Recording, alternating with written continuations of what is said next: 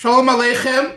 I want to talk about one of my teachers in the Lubavitch Yeshiva in the 1970s, 76, 77, 78, during those years, was Rabbi Groinem Lezewnik.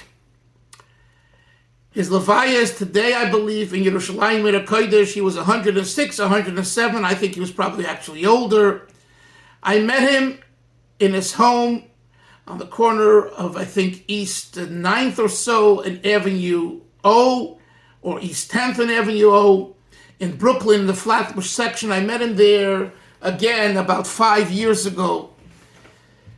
Rabbi Say, this was a Yid from Novardik. He was trained in Novardik by the original founders, the Alter of the Novardik and his Talmidim, both in Pinsk and then later in Berdichov.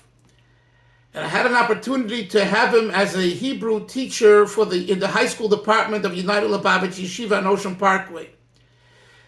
He told me that in 1949, the Rashag Reb Shmayo Garari hired him. He gave him a job, he gave him a parnasa, a livelihood. And he was a Hebrew teacher in Lubavitch Yeshiva from 1949. Those of us who were in the high school will remember him. He was a short man, and all puns aside, we called him Louis. Hopefully, he's Michaelos. It was just a nickname, and he was a very different type of person because he was given a Litvak, a real Litvak from Novardik. And for us, especially those days, we didn't know what this Novardik is. Musser. And I had that recollection, that memory, and he was a great teacher. He taught us Hebrew. Nifal and Payel, Hebrew grammar, which was part of the curriculum for the high school studies. And only years later did I ask myself, wait a minute, is he still alive? And when I was in Bet Shemesh teaching, opening our kollel there in 2017, I met someone who was very close to him. He said, of course he's alive. And here are some of his shiurim and teachings. And he gave me some of his history. And I actually published it in one of my books, Gedolim and Chabad. One of the volumes has an entire section from a published article in one of the magazines about his life. But then later, I also met him, as I said. He didn't remember me. He remembered the name Dolphin because it's not your common average Jewish name. He remembered something, but this was when he was probably 100, 101. But I want to tell you a story. The story depicts who he was and how it's relevant to us. So I tell him, Rabbi Lezewnik, I say, I would like to bring you to 770. Just standing in 770 with you, I am sure hundreds of people will come around you. Not because you're an octogenarian, you're over 100 years old, which that's a chiddush, a novelty in itself. An octogenarian, I think that's the word. Anyway, but because you are a Bal Musar from Novardik, and all of us, Chevra in 770 and in Crown Heights, we thought you're gone, and you're standing here in 770. We have to all come and embrace you and hug you.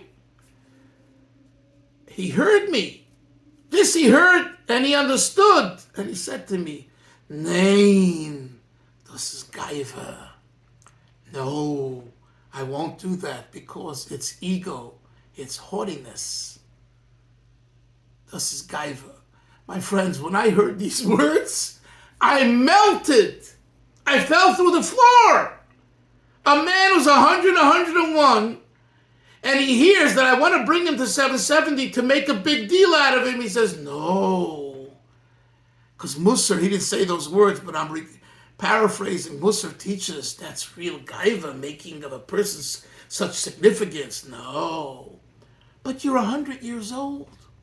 Pirkei Avos says, you're in a different plane, a plateau. No, Gaiva comes along with it.